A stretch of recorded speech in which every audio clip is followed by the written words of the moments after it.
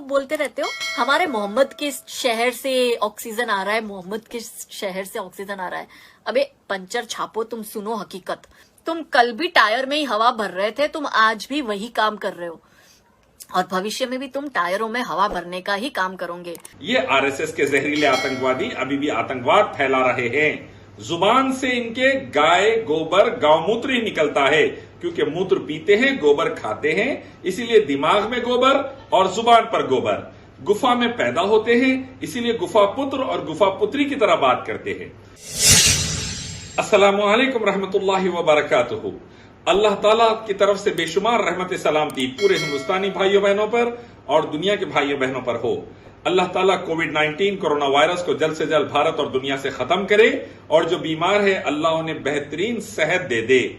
एक नथुराम गोडसे की बेटी, सावरकर की पिल्ली, आरएसएस की आतंकवादी जहरीला बयान देती है कि भारत में जो ऑक्सीजन सऊदी अरब से आया है वो कोई बहुत बड़ी बात नहीं है, भारत के मुसलमान ज्यादा खुशी ना बताएं, तुम पंचर छाप हो, वगैरह वगैरह कर जहरीले बातें कर रही है।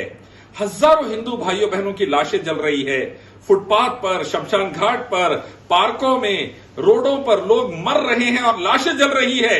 लेकिन ये आरएसएस के जहरीले आतंकवादी अभी भी आतंकवाद फैला रहे हैं। जुबान से इनके गाय गोबर गौमूत्र ही निकलता है, क्योंकि मूत्र पीते हैं, गोबर खाते हैं, इसीलिए दिमाग में गोबर और जुबान पर गोबर। गुफा में पैदा होते हैं, इसीलिए गुफा पुत्र और गुफा पुत्री की तरह बात करते हैं। तुम मुस्लिम लोग बोलते रहते हो हमारे मोहम्मद के शहर से ऑक्सीजन आ रहा है, मोहम्मद के शहर से ऑक्सीजन आ रहा है। तुम्हारी तो औकात ही नहीं है कि तुम विदेश जाके देख पाओ इस अरब कंट्री में, यूएई के जो 7 देश मिलकर जिन्होंने यूएई बनाया, वहां पे तुम्हारी औकात क्या है पता है? पहली बात मैं बता दूं, ये कह रही है यूएई से आया है। यूएई से नहीं आया, सऊदी अरब से आया है। कह रही है 7 स्टेट्स मिलके यूएई बने। अरे दीवानी, तेरे को गोबर भक्त इतना नहीं मालूम कि सऊदी अरब अलग है, यूएई अलग है, 2 अलग अलग देश है। व्हाट्सएप यूनिवर्सिटी के गुफा पुत्रों और गुफा पुत्रियों, थोड़ा फैक्ट्स पढ़ो, पहले जान लो, उसके बाद बात करो। सऊदी अरब अलग देश है जहां मक्का मदीना है, रियाद है, जिद्दा है, और यूएई अलग देश है जहां दुबई है, अबू धाबी है, अलैन है, अल-फुजरा है, वगैरह वगैरह।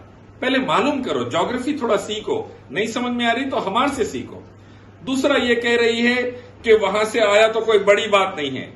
हजारों ने, लाखों ने, करोड़ों हिंदुस्तानी परेशान हैं, ऑक्सीजन के लिए मर रहे हैं, परेशान हो रहे हैं, लाखों रुपए खर्च कर रहे हैं, ऑक्सीजन अवेलेबल नहीं है। अल्हम्दुलिल्लाह इस वक्त अगर किसी ने मदद की, अमेरिका ने मदद नहीं की फौरी, यूरोप ने मदद नहीं की फौरी, चाइना ने मदद नहीं की फौरी, बल्कि सबसे पहले मदद सऊदी अरब ने की। अल्हम्दुलिल्लाह, तो शुक्र मानो, थैंक यू बोलो। लेकिन जहर तुम्हारे दिमाग में नथुराम गोडसे ने भर दिया, सावरकर अंग्रेजों के एजेंट ने भर दिया, तो तुम जहरीले बातें कर रहे हैं। इससे और बर्बादी आएगी, तेरे घर में बर्बादी आ सकती, समझ जा।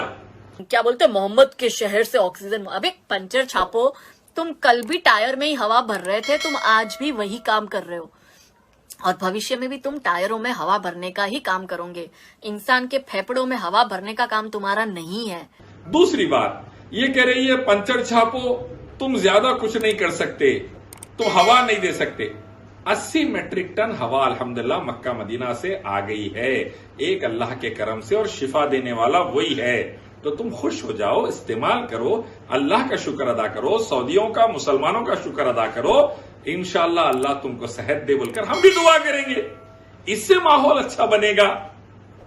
वरना तुम जहरीले बातें करेंगे, सावरकर की पिल्ली बनेंगे तो बर्बादी आएगी।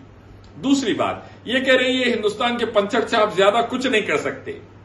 सिप्ला का ओनर अब्दुल हमीद रेमडेसिविर बना रहा है और जिसकी वजह से आज करोड़ों हिंदुस्तानी कोरोना से बच रहे हैं।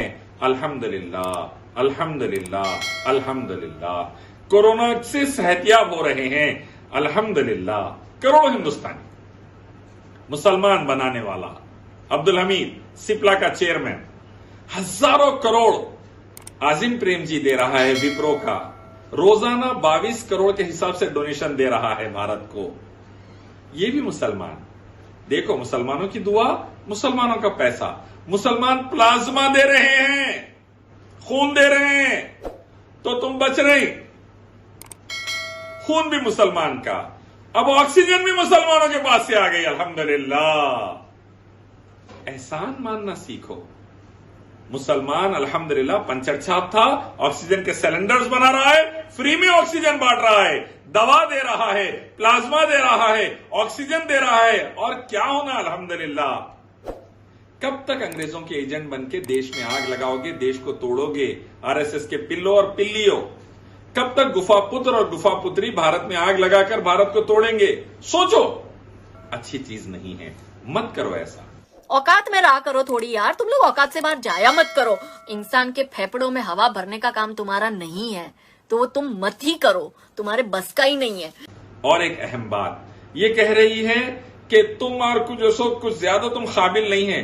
अरे हमारे दौर में +24 जीडीपी था और जोधा रानी बनी थी, मानसिंह जनरल बने थे।